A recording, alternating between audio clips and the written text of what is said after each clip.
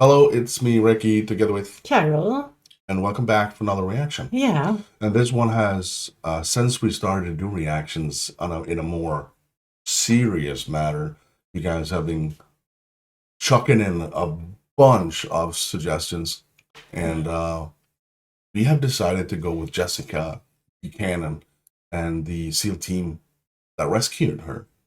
Oh, okay. Yeah, I've seen this one, and it's like I think it's like 2 years, maybe not 2 years. It's like super long since I Yeah, did this one, yeah. and I think that it's a good video for you to get uh, get a feeling of how the Americans actually work for their people, especially when they are abroad. Okay. So and you get that in have that in your head when we actually see this. Okay. You know what I mean when if like let's pretend that there was a situation where two Swedes were captured Yeah. uh, in in a Muslim country, I think it was, and the Swedish government did nothing, Nothing. nothing. They So, just negotiated with the people over here. And one thing for sure, America does not negotiate. okay. That's the only thing you wanna know, Okay. because that's gonna build up the tension. What the shit's gonna happen? Okay. If you do enjoy the reactions that me and Carol do together, let us know by liking the video and, of course, hitting that subscribe if you are new to the channel. If you already did this a year ago, well, thank you so much and God bless. Well, you cannot really like the video a year ago because here it is. Exactly. Yeah.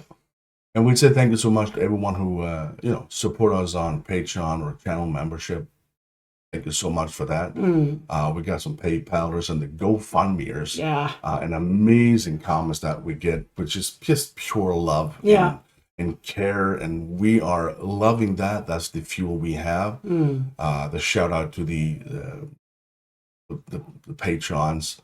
And we got the personal shout outs for the ultimate supporters on Patreon and channel membership, yeah. the Catbot fee.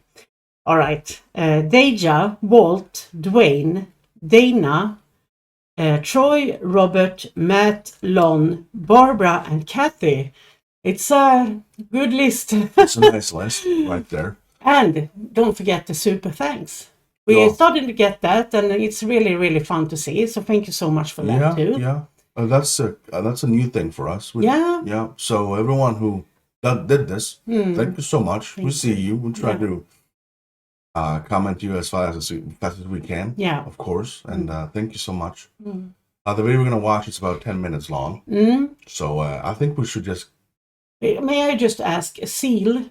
Yeah. Is that the top of the top in the military, or is it what is it? They are just complete maniacs of soldiers. They do the covert shit that no one. They killed Osama bin Laden. SEAL Team 6 did that. Yeah, I'm not completely mistaken. I'm going to get butchered in the comments section if I'm wrong. But they are the dudes that just go in and do shit, and you just sit in the kitchen, just what the hell just happened? That's when SEAL Team 6 just kicked in the door. You have no idea what just happened. We actually got a suggestion on that too, that they have a video on that. Oh, it's epic. Okay. It's an epic video. Thinking about it, it gives me the goosebumps. Okay. But this one, it's just all about Jessica Buchanan and the rescue that SEAL Team 6 did. Is she a military too? No, she's a civilian. Oh, okay. And yeah. We are watching the channel called Leopold M. Lonach, but this is of course 60 minutes. So let's do this. Yeah. Of Jessica Buchanan. It is the story of. We begin with the rescue of Jessica Buchanan. It is the story of a secret mission by SEAL Team 6 that few people had heard about until we first reported the story last year. On a January night in 2012, members of SEAL Team 6 jumped from a plane into the skies of Somalia. Jessica Buchanan was being held hostage, and the SEALs were descending just in time. Buchanan was a humanitarian aid worker who had come to help children in one of the most dangerous places on earth. Hers was an ordeal that ended in a flash of violence, but had begun 93 days earlier when her car was stopped by bandits in a place she calls hell. We stopped very abruptly, like so abruptly that I felt like everybody just fall forward. And then I start hearing all of this pounding on the windows and the windshield and all this shouting in Somali. And there's a man standing there screaming, and he has an AK-47 and he's shouting and he's pointing it at us. And then he climbs into the car next to me and he points an AK in my face. And they're hyped up like they're on speed. And all of a sudden we just take off. The driver just takes off and we just start slamming all over the place down these camel tracks. What did you think they were going to do? I figured they were going to rape me and then kill me. Jessica Buchanan was facing the end at the end of the earth. Somalia, on the farthest tip of Africa, is war-torn and lawless. Militias battle over an unforgiving land, as we saw while covering a famine there in 2011. It was the same year that Buchanan was with a Danish charity teaching children how to avoid landmines. On October 25th, her car was hijacked. Okay, this is it. Like, I'm bracing myself to be shot in the back of the head. And I think that there's mercy in the fact that maybe they're not going to rape me first, but that it's just going to be quick. And I'm waiting, and I'm waiting. And then all of a sudden somebody shouts from behind us, "Sleep." And I'm thinking, oh my God, I didn't hear that correctly, did I? He just said sleep. She collapsed, slept through the night, and the next morning was met by the man who led the bandits. And we ask him, "Are you going to kill us? Is that why we're here?" He says, "No, no, no, no. Money. We just want money." How much were they asking for? They started out at $45 million. They thought you were pretty valuable. I guess so. Wow. The bandits used her cell phone to call her husband, Eric Landemam. The two had married on an African beach 2 years before. But his number and the numbers of Buchanan's family had all been disconnected. It was part of the charity's emergency plan. The one number that worked was her Nairobi office with a hostage negotiator standing by. And so began. You see how fast it takes for them to just click one button and all of her phones, all of her family. You can't reach them. It's disconnected. Yeah. Only one thing you can call is that number, and that is the negotiator. Yeah. Like lickety split when they found out she was taken. Then this is how fast it goes for them to just be ready. And the negotiator's already sitting there like 1 hour after she got taken, basically. We'll be ready for this. And months of talks. Where did they keep you? Day in, day out? Under trees. Outside. You were outdoors for 93 days? Mm-hmm. Yep. And in the night, they forced us to sleep out in the open.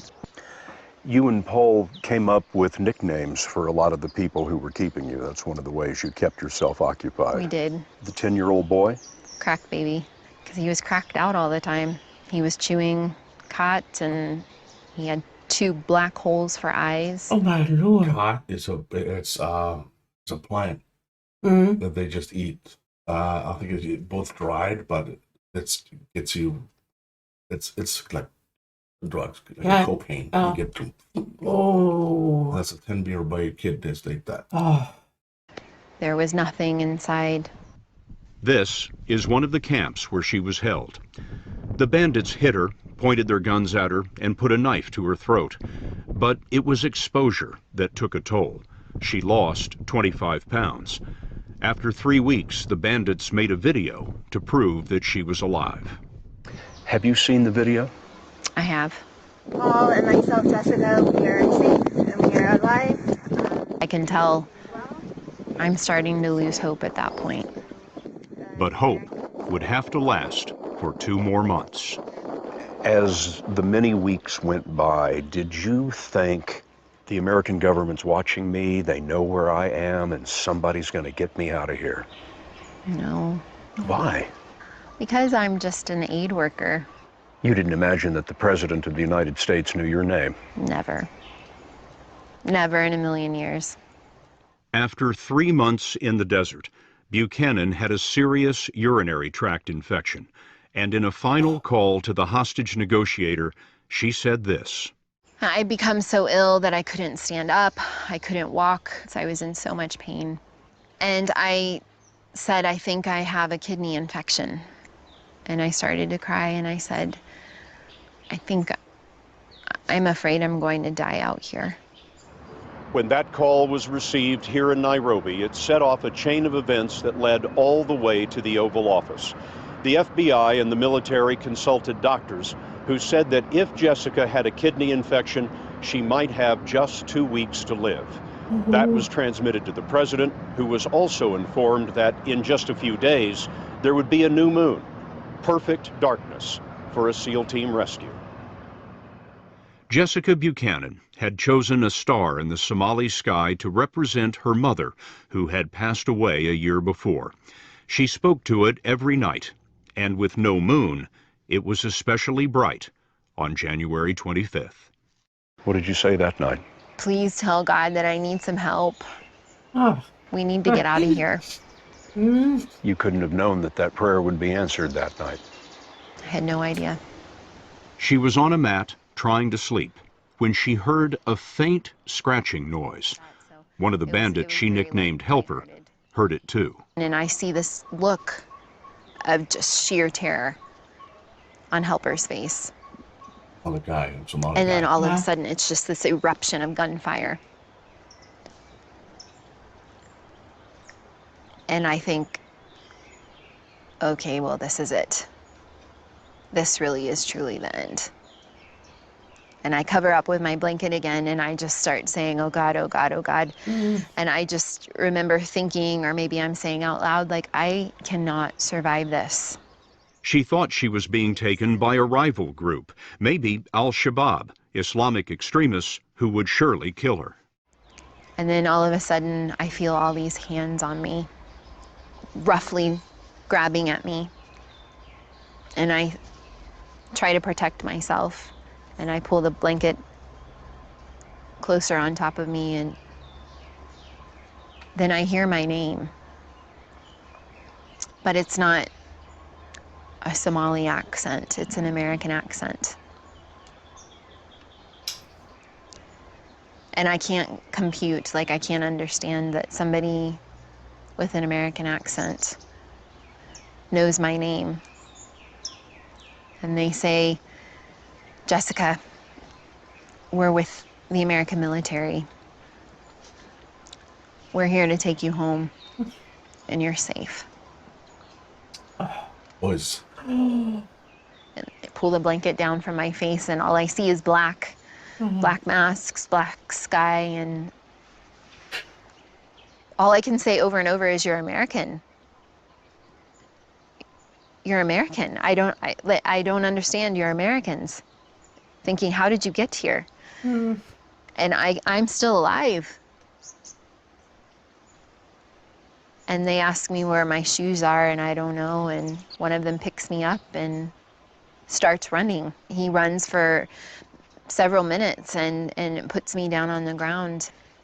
And then they identify themselves, and that they knew I was very sick. And they have medicine, and they have water, they have food, and they've come to take me home. At one point, I think they thought they heard something, or I don't know, this group of men who's risked their life for me already asks me to lie down on the ground because they're concerned that there might be someone out there, and then they make a circle around me, and then they lie down on top of me. Oh my God. To protect me. And we lay like that until the helicopters come in. When all of those SEALs laid down on top of you, You were the most important thing in the world to them. It's really hard to comprehend. They were going to take a bullet for you. Yes. And they're so kind, and they're so gentle, and they are trying to assist me to get to the helicopter. But I think I've been out here for months. I can run to this helicopter myself, and so I just break away and I just take off running through the scrub, through the bush, and I throw myself onto that helicopter and push myself up against the wall. And I don't start breathing until we actually lift up off the ground. And they hand me an American flag that's folded. What did you think of that? I just started to cry. At that point in time, I have never in my life been so proud and so very happy to be an American. The SEALs left on other helicopters. She didn't see their faces, didn't hear their names. They appeared, and they were gone. Oh. The only thing left in the camp were 9 dead bandits. Oh, what? 9 dead bandits. They just scooped in and just killed everyone. Took her and went home, and she has no idea who it was. And there is a longer version of this, of course, but this is just a perfect video for to show the effectiveness that is these boys. And they really just go in and do their job, and just that they die for this. They will die for this. They sign for up me. For that. It's insane. Yeah, they sign up for this. Yeah, this is what they do, and they know that she is the most important thing. Losing her is, I think, it's all about mission fail. There's no way for them to mission fail. They will not mission fail. That's one thing for sure, and that means that they have to die for it. They will. They will. Wow, it's the American. God bless them. Yeah, I don't have words, guys. No words. For me, I have chills and I'm sweating and I'm sad. Yeah. And in a good way, because she survived this. It's horrible that she is. Yeah. 90. I think it was like 93 days. That's almost 100 days in complete. It's over 3 months. Yeah, and in the desert, and then a few flash of seconds, she was just gone. Yeah. Because she had reported home that her kidneys were about to fail. And the doctor, whatever it was, said that she might have 2 weeks left. And the president said, yeah, go get her. It's, wow. I think the next one we need to watch is Bin Laden's, when he get, I'm not going to say it. You know what I mean? But, yeah, I understand when she says she's proud to be an American. Yeah, because this was never. I'm gonna say it one more time. That would never happen if the Swedes that got captured, they were down there for like a year until the bandits just said, "Oh, get out of here! You're not gonna solve this." And they came home and they were lost like half of their body weight, and they got nothing from it.